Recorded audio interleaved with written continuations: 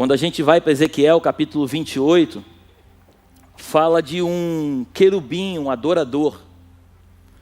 Porque o nosso Deus é um Deus da Trindade, amém? Existe Pai, Filho e Espírito Santo. Então existe o proclamador, que é Gabriel, existe o intercessor, que é Miguel, e existia um adorador, que era Lúcifer. E como Lúcifer, ele sai do time por causa do seu orgulho, do desejo de ser igual a Deus. Então por isso que a Bíblia diz que Deus busca os verdadeiros adoradores, porque o time está incompleto. E para completar o time, Deus está procurando na terra pessoas que façam essa função. Você está aí?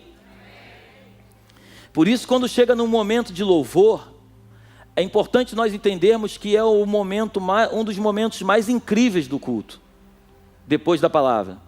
Porque quando a gente adora, a gente está fazendo a função que nos foi dada de sermos adoradores. Porque a Bíblia diz que Ele busca os verdadeiros, não os que cantam bonito, mas os que cantam com verdade. E baseado nisso, eu quero compartilhar contigo algo que Deus colocou no meu coração. Repete comigo assim: a morte foi vencida. A morte foi vencida. Abra a sua Bíblia, por favor, em 1 Coríntios, capítulo 15, do versículo 55 ao 57. Diz assim o texto: onde está, ó morte, o teu aguilhão? Onde está, ó inferno, a tua vitória? Ora, o aguilhão da morte é o pecado, e a força do pecado é a lei. Mas graças a Deus que nos dá a vitória por nosso Senhor Jesus Cristo. Vamos ler o 58 também. Portanto, meus amados irmãos, isso é para você. Portanto, meus amados irmãos, sede firmes e constantes, sempre abundante na obra do Senhor, sabendo que o vosso trabalho não é em vão no Senhor. Feche seus olhos, por favor, e coloque a mão sobre o seu coração. Pai, linda é a tua palavra. As tuas escrituras dizem que a letra, se não tiver o espírito, de nada adianta. Por isso, nesta noite, nós te convidamos, Jeová. Desce com a tua glória, Espírito Santo de Deus. Vem sobre nós nesta noite, nos revelando alguns segredos que nós precisamos entender. Abre o nosso entendimento, rasga os nossos corações e derrama sobre nós a tua graça, a tua misericórdia, o teu amor. É o que nós te pedimos e te agradecemos, com a certeza de que tu vais fazer algo sobrenatural nesta noite, em nome de Jesus, amém e amém. Se eu fosse você, eu dar o melhor aplauso, você pode dar ao Senhor.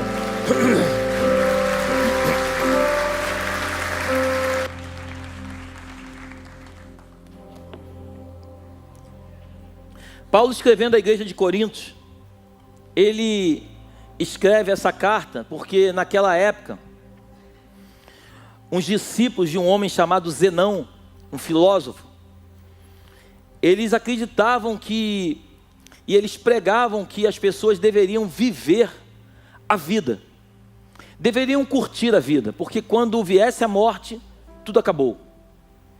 Então aqueles homens ali na Grécia, eles pregavam essa filosofia, essa cultura de vida, e eles começavam a disseminar isso pelo povo, dizendo que eles deveriam curtir a vida, e que quando acabou, literalmente veio a morte e acabou. E isso é o que a gente escuta nos dias de hoje, amém? É uma mesma filosofia. Mas Paulo começa a escrever à igreja de Corinto, dizendo que na verdade a morte não acaba. Pelo contrário, com a morte tudo começa. Paulo, quando escreve à igreja de Tessalônica, capítulo 4, versículo 16, ele começa a falar, coloca para mim, 1 Tessalonicenses 4,16. Ele começa a falar sobre a vinda do Senhor. Porque o mesmo Senhor descerá do céu com alarido, e com voz de arcanjo, e com a trombeta de Deus, e os que morreram em Cristo ressuscitarão primeiro. Depois nós, o que ficarmos vivos, seremos arrebatados juntos com ele nas nuvens, a encontrar o Senhor nos ares, e assim estaremos sempre com o Senhor. Então Paulo começa a pregar dizendo o seguinte: não, pessoal, isso é mentira, essa filosofia, essa cultura, isso não é verdade, isso não faz parte daquilo que o Senhor deixou para nós. E Paulo começa a pregar dizendo que: aonde está a morte, o teu aguilhão? Ó inferno! Paulo começa a explicar que a morte foi vencida.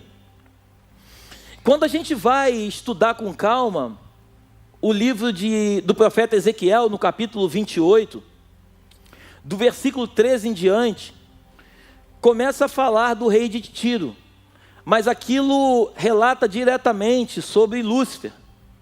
Quando a gente consegue entender algumas coisas ali, a Bíblia diz que ele foi lançado em terra e tudo mais. Então, a Bíblia, ela é muito complexa, amém?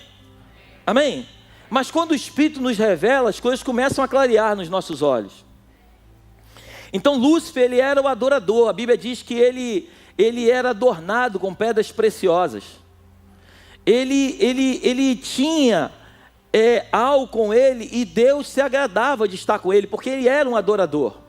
Quando a gente vai ler a Bíblia diz que os anjos são seres celestiais. Esses seres celestiais, eles não têm uma relação com Deus como nós temos. Então quando Lúcifer cai, ele leva 1/3 dos anjos com ele, e sobram 2/3. Você está comigo aí? E quando você vai lá para Gênesis capítulo 1, a Bíblia diz que... Coloca para mim, Gênesis capítulo 1, versículo 1. Olha o que diz. No princípio, criou Deus os céus e a terra. Ponto. Versículo 2. A terra era sem forma e havia trevas sobre a face e o Espírito de Deus se movia sobre a face das águas. Então a terra se tornou sem forma e vazia, porque agora um anjo caído, um querubim adorador, ele está sobre a terra. E a terra é sem forma e vazia. E não só sem forma e vazia, mas falta alguém agora para adorar a Deus como ele gosta de ser adorado. Então a Bíblia diz que Deus, ele cria todas as coisas. Você conhece a história do quero me deter? A Bíblia diz que depois, no versículo 26, ele cria o homem, façamos o homem segundo a nossa imagem, a nossa semelhança. Então Deus cria o homem, mas interessante que Deus tira o homem da terra. E a terra, você estava lendo comigo que a terra era sem forma e vazia. Então o homem, ele é formado do pó da terra. Mas o Senhor, como ele queria ter uma relação com o homem, a Bíblia diz que ele sopra o seu fôlego de vida nas narinas do homem. E agora o homem se torna alma vivente.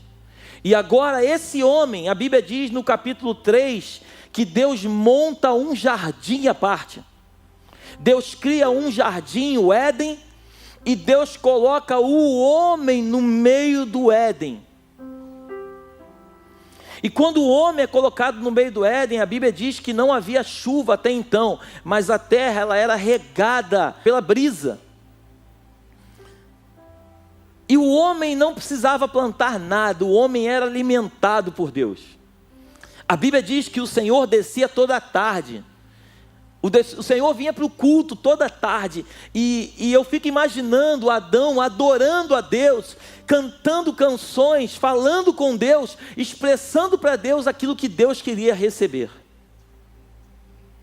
E essa relação começa uma relação muito linda, uma relação de troca.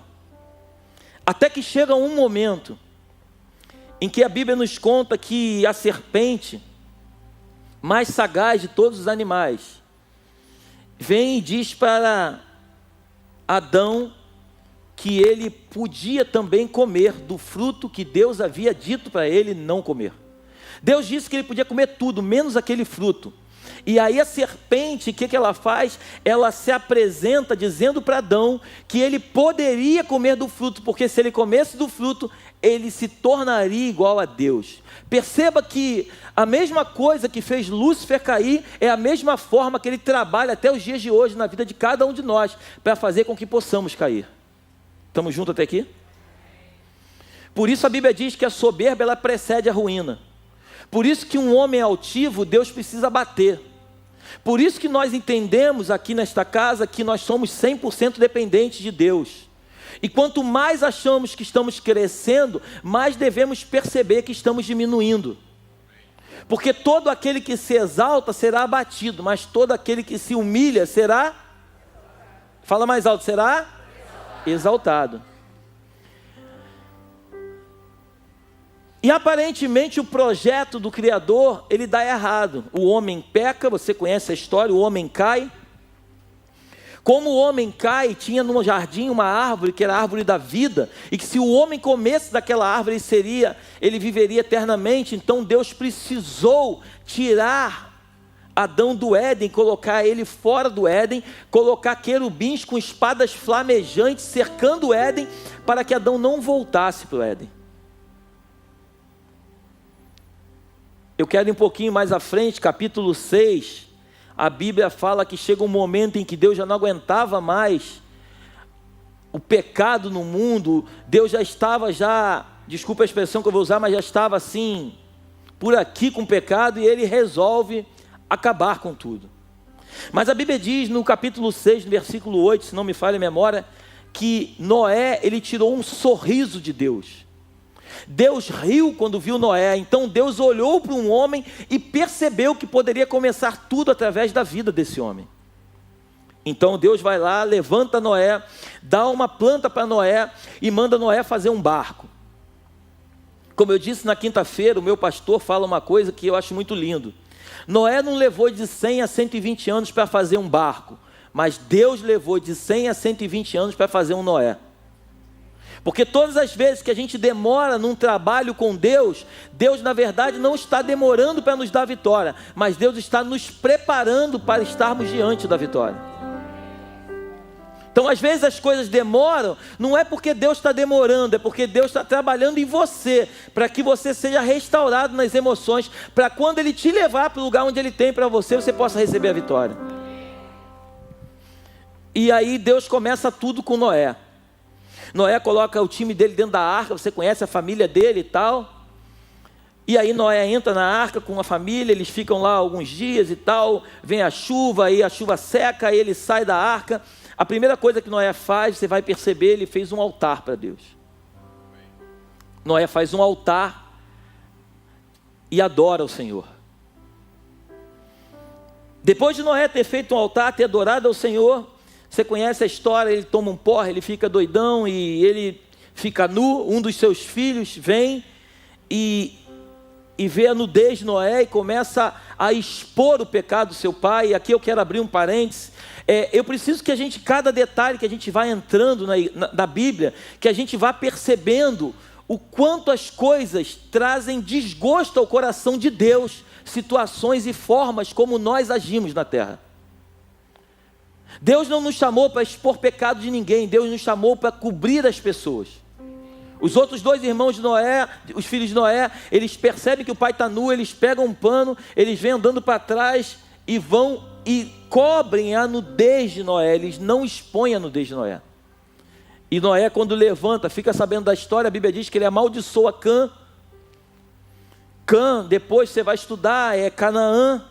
Então, você quando começa a entrar na Bíblia, a gente vai perceber que tudo tem um porquê. Aí depois, no capítulo 12, mais à frente, Deus chama um homem, e Deus fala assim, olha só, Abraão, eu quero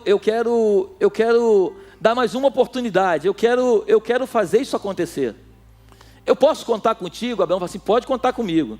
Então tá bom, tu vai sair da tua terra, tu vai para a tua parentela, tu vai largar a tua parentela e vai para uma terra que eu vou te mostrar. Abraão não sabia qual era a terra, não sabia qual era o caminho, quantos dias ia levar, o que iria acontecer. Abraão simplesmente creu. Ele simplesmente creu e ele obedeceu ao comando de Deus. É importante nós entendermos como igreja que tem muitas coisas que nós não vamos entender. Mas se nós quisermos entender tudo, não viveremos as promessas do eterno na nossa vida. A Bíblia inteira fala de obediência. E todas as vezes que o homem caiu foi por causa de desobediência. Todas as vezes que aconteceu alguma coisa foi por causa de uma desobediência. Por isso quem anda em unidade, quem anda em comunhão, quem entende o propósito e acredita que aquilo que o Senhor está fazendo é o certo e se agarra nessa promessa, vai viver coisas incríveis. Por isso esse negócio assim, eu não concordo com isso. Deixa eu te pedir uma coisa, tira essa palavra do teu vocabulário. Ao invés de não concordar, procura entender. E depois de entender, aí sim você pode tirar as suas conclusões. Porque às vezes a gente não concorda com alguma coisa porque a gente não sabe o propósito daquilo. Às vezes apresentam para a gente alguma coisa, a primeira coisa que a gente faz é eu não concordo. Mas por que não concorda? Porque está diferente daquilo que você pensa. E sempre que está diferente daquilo que você pensa, você nunca vai concordar. Mas Deus não nos chamou para mudar, Ele que é Deus. Mas Deus nos chamou para nos transformar. Abraão, ele vai lá e ele vai para a terra que Deus mandou, ele tem um filho chamado Isaac. Isaac tem Jacó, Jacó tem os 12 filhos. Você conhece a história. Um desses filhos, José, ele vai vendido pelos seus irmãos, tudo por causa da inveja. José tem um sonho, conta o sonho para os irmãos não aceitam o sonho de José. José é vendido, é colocado dentro de uma prisão, numa cisterna, passa uma caravana de ismaelitas, ele é vendido, ele vai até o Egito, chega no Egito, Potifar compra ele, José vai morar na casa de Potifar, José prospera pra caramba lá, faz Potifar prosperar, até que a mulher de Potifar tenta se deitar com José. José era homem de Deus, ele foge da tentação, mas a mulher arma uma cilada para ele, ele vai preso injustamente. José fica na prisão alguns anos, José revela o sonho. A Bíblia diz que quando José ele sai da prisão, ele já sai da prisão para revelar o sonho de Faraó, já sai todo barbeado, com roupa pronta, porque José sabia que ele ia sair de lá e nunca mais ia voltar. Porque um homem de Deus, uma mulher de Deus, pode até demorar o seu tempo de vitória, mas você precisa crer que quando a vitória chegar, você nunca mais vai voltar para o deserto onde você viveu. Amém? Nosso Deus não nos chama para sair do deserto e para entrar no deserto, para sair do deserto e entrar no deserto. Nosso Deus nos chama para passar pelo deserto, Deuteronômio capítulo 8, para trabalhar nas nossas emoções, se necessário for, nos humilhar, tratar do nosso eu, para que nós possamos estar preparados para quando sairmos do deserto, nos tornarmos uma nova criatura em Cristo Jesus. Agora, se nós voltamos para o deserto, é porque nós decidimos voltar para Ele, e não o Senhor que nos levou. Amém? Então, quando José sai de lá, José chama toda a sua família, leva para a terra de Gósen, você conhece a história, todo mundo vai morar na terra de Gósen, fica todo mundo morando ali, os egípcios junto com os israelitas, em locais diferentes, mas todo mundo ali junto no mesmo povo, no Egito. Aí José morre, e se levanta um outro faraó que não conhece José, começa a colocar um jugo de escravidão sobre os israelitas. A Bíblia diz que eles ficam 430 anos escravos, até que eles clamam ao Senhor. E quando eles clamam ao Senhor, o Senhor ouve a oração deles, está escrito na Bíblia, e o Senhor manda um libertador chamado Moisés. Porque o propósito de Deus, eu quero voltar aqui, o propósito de Deus sempre foi achar adoradores de verdade na terra. Deus não está buscando pessoas prósperas, Deus busca adoradores de verdade, porque a prosperidade é Ele quem dá. E aí se levanta Moisés, você conhece a história, Moisés vai lá, mas é interessante que Moisés, antes de libertar o povo, Moisés se torna um homem que mata um egípcio. Eu quero te mostrar que os grandes homens da Bíblia, todos eles tiveram um momento de crise, todos eles tiveram um momento de derrota. Mas eu preciso que você acredite que a misericórdia do Senhor é a causa de nós não sermos consumidos. E a misericórdia do Senhor se renova a cada manhã. Se você cair 100 vezes, creia no teu espírito, o Senhor vai te levantar 101. Se você cair 1000 vezes, Ele vai te levantar 1001. Porque Deus sempre acredita nos verdadeiros adoradores. Pastor, mas se eu não for um adorador, você vai se tornar um. Se você ainda não é, você vai se tornar. Porque Deus sempre vai trabalhar na nossa vida para que nos tornemos adoradores de verdade. O propósito de Deus, por isso que eu falo muito sobre oração, eu falo muito sobre entrega, sobre uma vida de entrega com o Senhor. Isso aqui é muito bom, isso é um culto, nós estamos aqui adorando a Deus. Mas a nossa vida, o nosso particular amanhã, terça, quarta, quinta, sexta e sábado, na sua casa, é que vai determinar quem você é. Não é um culto de domingo. A tua vida, o Senhor, Ele fica, pode ter certeza, Ele fica no teu quarto, aguardando você todos os dias, separar um tempo para estar com Ele. Às vezes você nem separa, mas Ele está lá, todo dia, Ele não falta encontro. Aí a Bíblia diz que Moisés, ele vai lá e liberta o povo. Você conhece a história, ele liberta o povo, mas é interessante que a Bíblia diz que o Senhor endureceu o coração de Faraó. Deus falou assim, você vai libertar o povo, mas eu vou endurecer o coração dele. Cara, parece até pegadinha. Tu vai fazer uma coisa, mas eu vou dificultar o que você vai fazer. Eu te chamo para fazer um negócio para mim e eu vou dificultar tudo que você vai fazer. Deus estava mostrando para o povo o seguinte, o difícil não era tirar o povo do deserto, do Egito com mão forte. O difícil era tirar o Egito de dentro da mente do povo.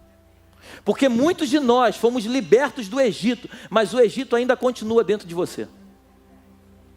Muitos de vocês, é triste dizer isso, mas muitos de vocês entregaram a vida para Jesus, mas ainda têm vontade de comer a sopa de cebola.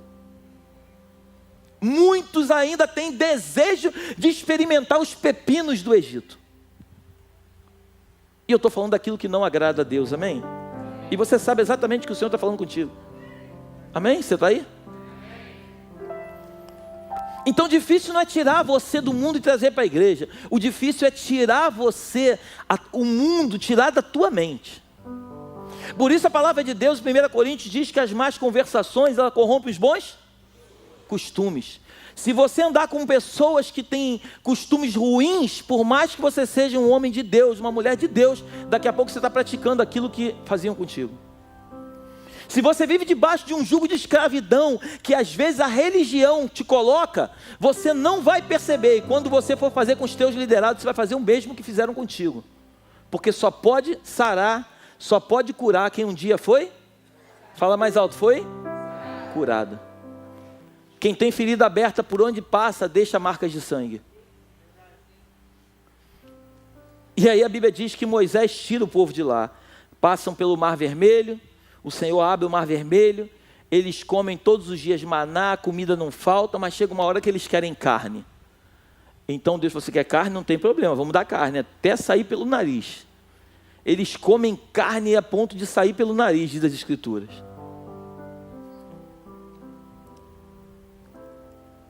E quando o povo ele é liberto, eu queria que você prestasse muita atenção comigo. O povo é liberto, eles saem, eles atravessam o Mar Vermelho, Moisés morre. O livro de Judas diz, como eu disse para você, que o arcanjo Miguel, ele vai guerrear pelo corpo de Moisés. Quando você vai estudar a Bíblia, o corpo de Moisés nunca foi achado, porque Deus não queria que Moisés se transformasse num ídolo. Então Deus é tão lindo e tão inteligente que Ele não deixa rastros para que o povo não se torne idólatra, porque a idolatria também é um pecado. Aí se levanta um homem chamado Josué. Josué é um homem de guerra, um homem que luta. A Bíblia diz que quando Josué ele passa o Jordão, Josué capítulo 2, a Bíblia diz que Josué, a primeira coisa que ele diz para o povo, depois lê na tua casa, ele diz o seguinte, olha, nós vamos atravessar o Jordão, mas ele manda homens passar no meio do povo dizendo o seguinte, olha, vocês olhem firmemente para a arca da aliança, que é a presença de Deus. Não tire os olhos da arca e ande uma distância de 2.000 côvados.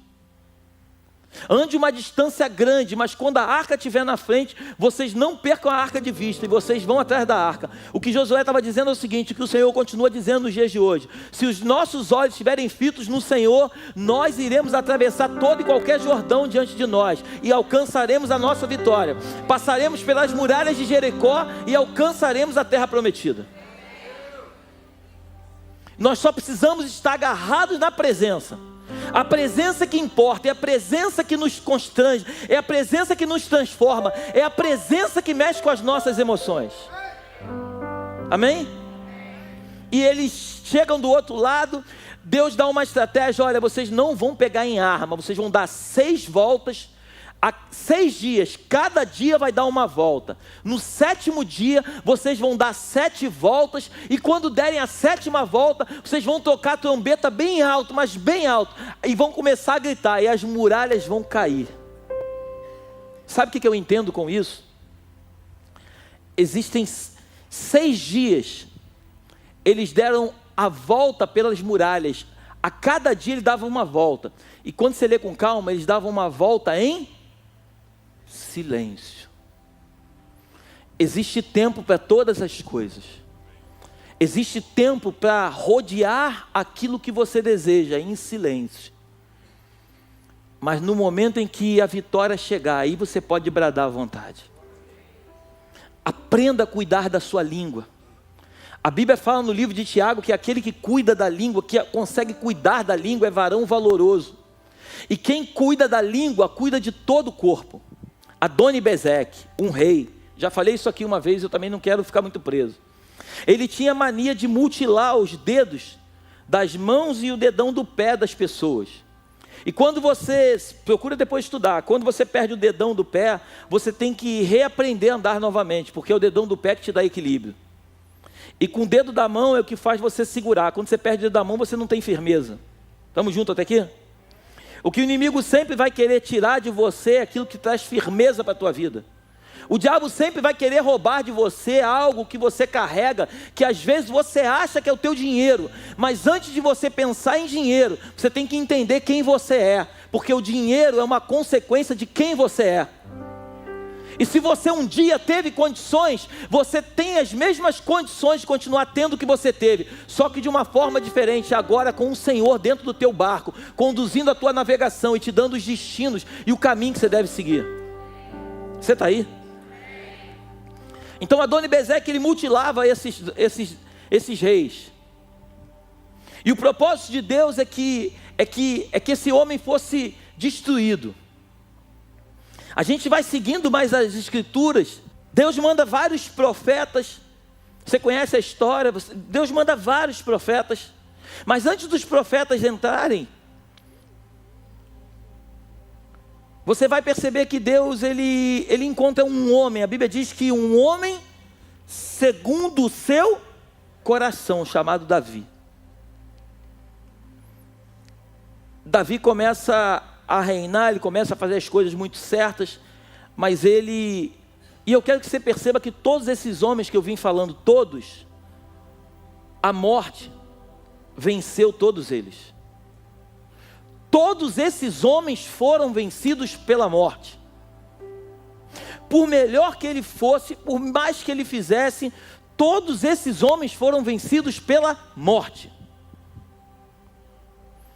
Deus levanta um homem chamado Davi, que começa um projeto muito bom, mas você vê que a família dele foi um caos. Depois vem Salomão, vem Roboão, e vem uma série de pessoas, 1ª Reis, 2ª Reis, depois tu lê na tua casa, fala de uma sequência de reis, mas no final do Antigo Testamento, você vai perceber que existem os profetas ali, e depois dos profetas, a Bíblia diz que 400 anos,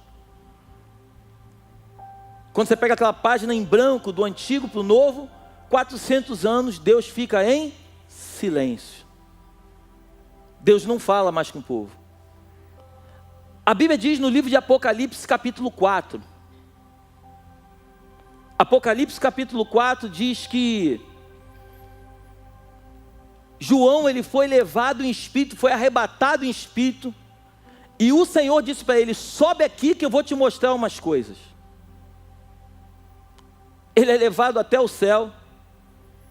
Quando ele chega lá, ele vê um trono com muitos raios e relâmpagos, e tinha um que estava sentado no trono. Na sua mão direita, diz a Bíblia,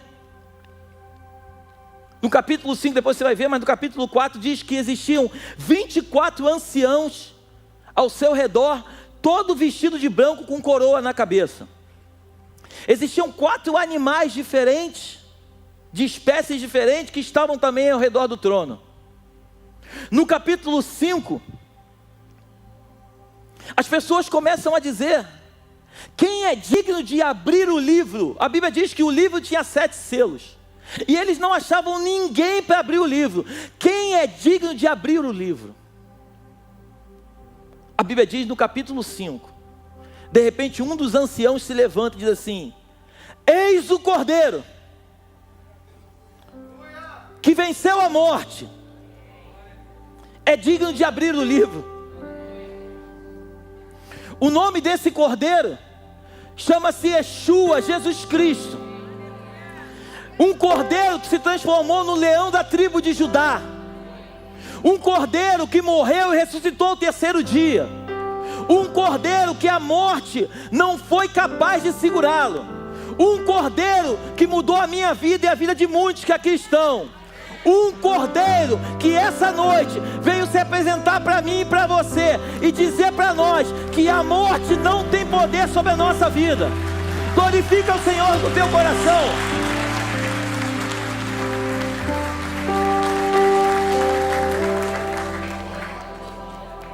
Eu fico imaginando a reunião, João no céu, e as pessoas perguntando: quem é digno de abrir o livro? E eu fico imaginando o filho dizendo: pai, eu vou descer. E eu fico imaginando a conversa, o pai e o filho: mas filho, você é Deus. Não, pai, eu vou abrir mão da minha glória. Filipenses capítulo 2, versículo 5. Pai, eu vou abrir mão da minha glória, porque eu preciso trazer de volta essa conexão. Eles precisam entender que você ainda busca os verdadeiros adoradores. Muitos fizeram muitas coisas, mas ainda não completaram o time. E essa conexão, ela precisa voltar. E eu fico imaginando o pai dizendo para o filho: filho, você vai descer, só que você vai ter que descer na figura de um homem. Você vai sofrer dores, você vai ser humilhado, você vai ser transpassado, vão cuspir na tua cara, vão puxar a tua barba, vão chicotear você, vão te chamar de Belzebu, vão te negar. Mas eu fico imaginando o filho dizendo para o pai: pai, eu estou disposto a tudo isso, porque eu preciso encontrar os verdadeiros adoradores, que volte a ter contigo a comunhão que foi estabelecida lá atrás. E a Bíblia diz que ele vem, só que ele é santo, ele é 100% homem, mas ele é 100% Deus. Então ele não pode entrar como qualquer pessoa, ele precisava encontrar uma virgem. Ele encontra uma mulher chamada Maria, que estava noiva de um cara chamado José. Quando Maria diz para José que ela está grávida, já fala assim: cara, tu me traiu. Deus é tão lindo que o anjo aparece para ele e fala assim: não, José, não te traiu não, cara. Ela está esperando um filho, mas esse é do Espírito Santo. Ele nasce, a profecia vai se cumprindo. Simeão vai até o templo, apresenta ele no templo e fala assim: ó Senhor, obrigado, porque eu sabia que antes de morrer o Senhor ia me permitir ver com os meus olhos o Salvador do mundo. Miqueias capítulo 5, versículo 2, que é o tema da nossa igreja, Belém. Coloca para mim, Miqueias 5, 2. E tu, Belém Efrata, posto que pequena entre milhares de Judá, de ti me sairá o quê? O que será Senhor, hein? E cujas origens estão desde os tempos antigos, desde os dias da... Lembra? Pode ver alguma coisa boa de Belém? Uau, pode. Pode. E ele nasce. Com 12 anos ele vai para o templo. Os pais deles fazem uma caravana, vão adorar no templo, festa. Ele vai junto, daqui a pouco uma comitiva volta e ele continua no templo ensinando. Os mestres da lei ficam impressionados com o conhecimento dele com 12 anos.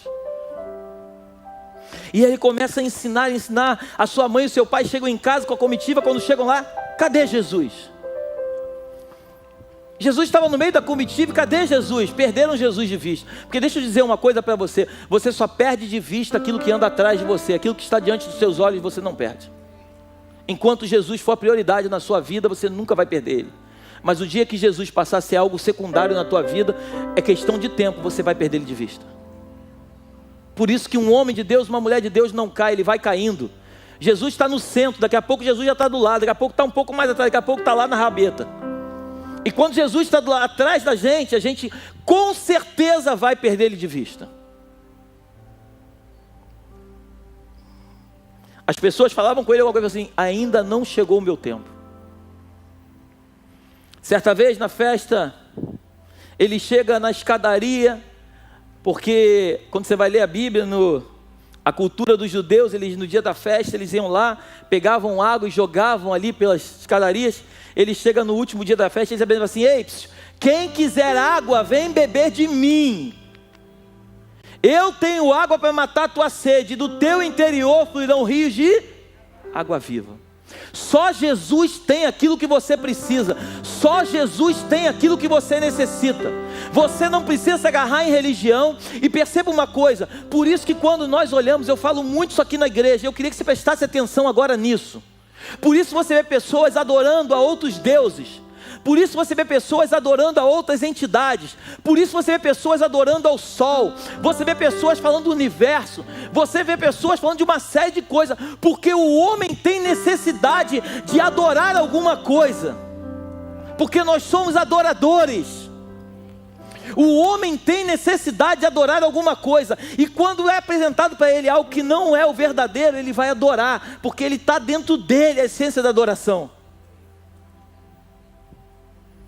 Por isso a minha função e a tua função não é julgar aqueles que adoram outras coisas, mas é amar essas pessoas e mostrar para elas que o foco delas está errado. Estão fazendo algo certo, mas de forma errada. Por isso, ao invés de você criticar alguém, aprenda a amar alguém. Jesus ganhava as pessoas no amor. Você nunca vai ver na Bíblia Jesus parando diante de alguém, criticando alguém por causa da religião dele. Pelo contrário, os únicos que Jesus criticava e batia eram nos doutores da lei, que achavam que faziam certo de forma errada. Jesus tem pavor dos doutores da lei. Jesus tem pavor de pessoas que acham que são mais do que são. Eu quero falar de um amor que passa por cima de qualquer conhecimento humano. Um amor que quando alguém chega, alguém errou, você, em vez de julgar e apontar que ela errou, você traz ela, você ama e diz: cara, você errou, mas eu quero dizer que você é muito mais importante do que o teu erro, e eu estou aqui para te ajudar e crescer contigo. É esse evangelho que eu acredito. É nesse evangelho que eu acredito, em vez de botar para fora, é botar para dentro.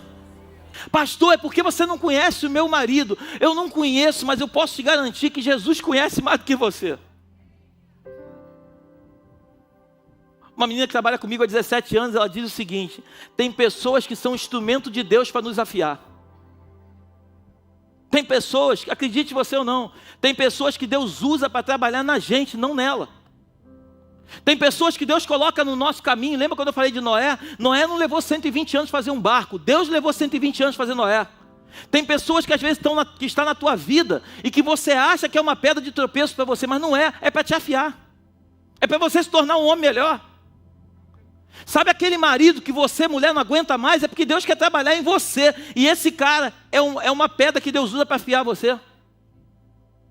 Sabe o que a Bíblia diz? A Bíblia diz que a mulher sábia, ela edifica o seu próprio lar, mas a tola destrói com as próprias mãos.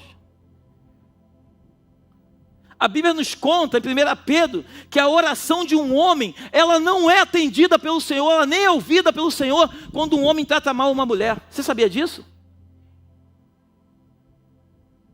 Não adianta vir para a igreja domingo, levantar a mão, glória a Deus, aleluia, e chorar, se na segunda-feira você trata a tua mulher igual um animal. Deus não ouve tua oração, não sou eu que estou dizendo, está escrito aqui. Cobra é o autor do livro. Cobra é o autor do livro. A mesma coisa as mulheres, tá, gente? Bate palma aí também, pastor.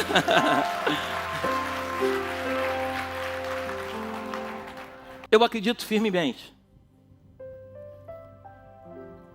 que quando os 24 anciãos estavam reunidos, os 4 animais estavam reunidos, o Pai sentado no trono e na sua destra, na sua mão direita, um livro com 7 selos. Quem é digno de abrir o livro?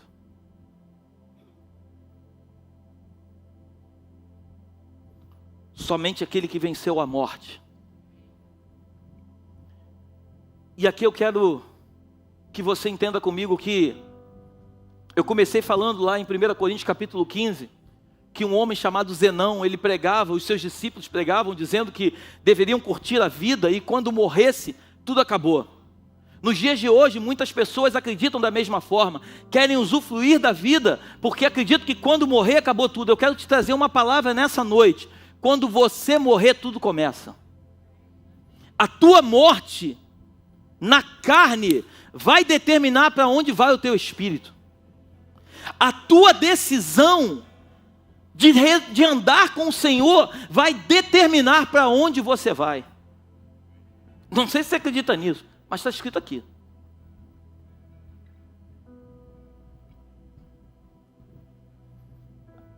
Aqueles que me confessarem diante dos homens, diz o Senhor, eu os confessarei diante do Pai. Aqueles que me negarem diante dos homens, eu o negarei diante do Pai. Jesus, Ele não é simplesmente um Deus que nos abençoa com coisas materiais nesta terra, mas Jesus tem uma promessa de salvação sobre a tua e sobre a minha vida. Nós vivemos nesta terra num tempo finito, tem um começo e tem um fim. Alguns vivem 70, 80, outros 100 anos. Mas depois desse tempo tudo acaba. Mas nós que estamos em Cristo Jesus, viveremos eternamente com Ele.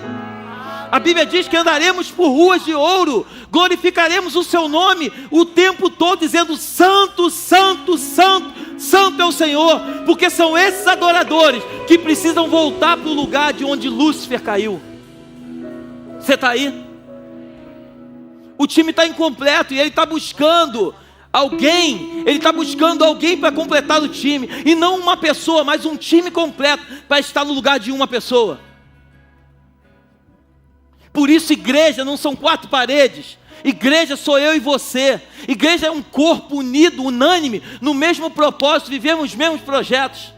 Por isso igreja é muito mais do que você vir ao culto e você começar a pedir a Deus aquilo que você deseja. Mas eu te peço que a partir dessa noite, quando você entrar por aquelas portas, que você entenda que o que o Senhor espera de você e de mim é a maior adoração que o mundo já viu.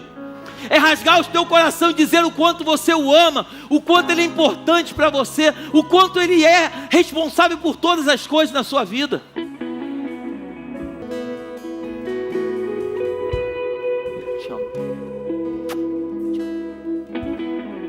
Eu peço para que o Senhor nessa noite, Ele possa olhar para a terra e Ele vê um povinho aqui pequeno na Belém. Quando você vai ler as escrituras, quando eles fizeram o tabernáculo também tinha um incenso. Quando você vai estudar o incenso ele trazia um suave aroma. Porque os animais eram mortos, quem aqui é de uma época antiga vai lembrar. Lembra na tua época antiga? Não vou confessar a tua idade não, mas é igual a minha. A gente ia para o açougue fedia naquela época. Um monte de carne com sangue, era um fedor horrível, sim ou não? Eu tinha açougue lá na esquina, né? Então ela fedia muito. Então, como tinha o sacrifício, no altar ali do sacrifício, o cheiro de sangue fedia muito, então tinha o incenso. Eu quero que essa noite nós possamos tocar nas narinas do Pai. Que essa noite nós possamos adorar ao Senhor como talvez nunca tenhamos adorado até hoje aqui na Belém. Que você esqueça quem está do teu lado. Que seja, imagina você e o Senhor no Monte Santo. A Bíblia diz em Ezequiel 28 que Lúcifer, ele era o querubim, ele estava no Monte Santo do Senhor. Está escrito em Ezequiel 28. Eu queria que você imaginasse um Monte Santo do Senhor essa noite. E a gente adorando o Senhor. Eu clamo para que o teu sangue, Senhor, venha ser vertido agora em cada uma das casas aqui, meu Deus. Todo espírito de depressão, meu Pai, toda síndrome do pânico, doenças na alma, meu Deus, eu dou uma ordem nesta noite, debaixo da autoridade do nome de Yeshua. Envia os teus anjos a cada uma das casas aqui, Senhor. Coloca anjos ali acampados, meu Deus. Se existe algum principado e potestade atormentando alguma família, que seja expulso pelo poder do nome de Jesus. Você vai pegar toda a sua sujeira, tudo aquilo que não pertence a ti, e vai largar esse corpo em nome de Jesus. Que a tua glória, Senhor, a tua glória seja estabelecida em cada um dos lares nesta noite.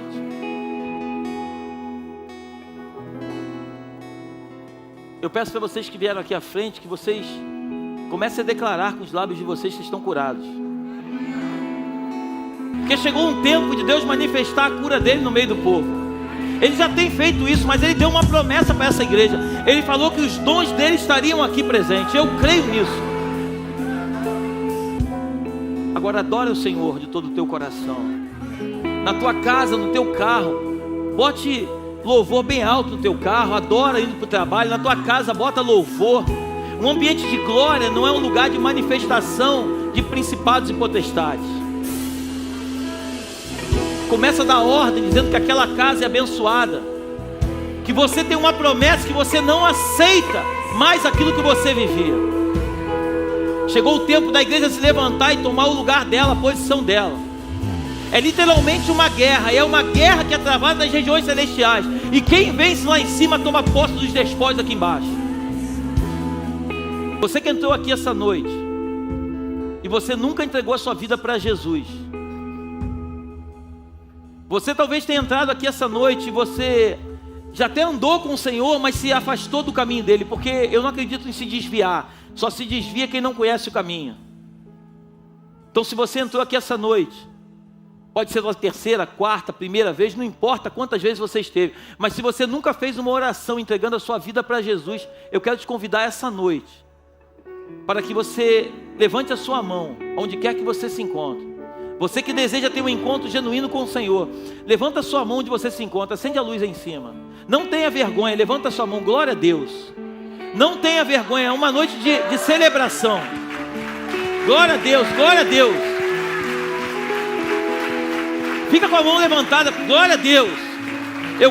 Glória a Deus, eu gosto de pessoas valorosas. Glória a Deus, glória a Deus, glória a Deus. Glória a Deus, glória a Deus. Glória a Deus, glória a Deus, glória a Deus.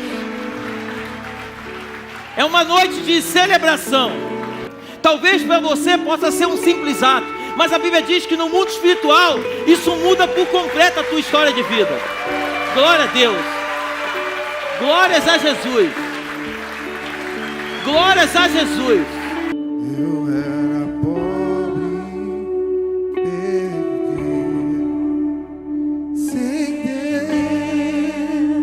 sem Jesus, quando Ele estendeu a sua mão para mim.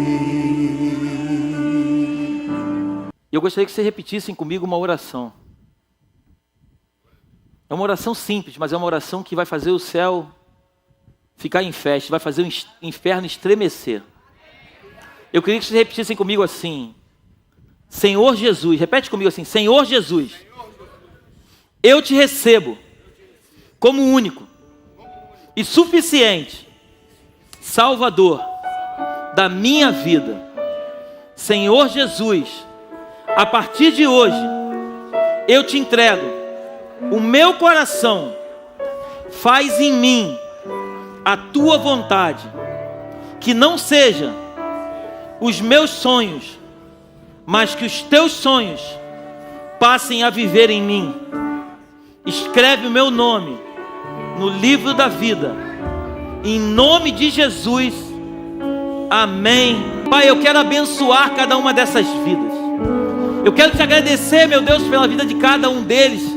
E eu quero profetizar que um tempo novo, o Senhor está escrevendo sobre a vida de cada um. Meu Deus, leva-os, meu Pai, a um nível de conhecimento, de intimidade, de um relacionamento contigo. Nós abençoamos a vida desses homens e dessas mulheres e pedimos que o Senhor venha nos ajudar a cuidar de cada um deles, em nome de Jesus, amém e amém. Deixa eu falar uma coisa para vocês.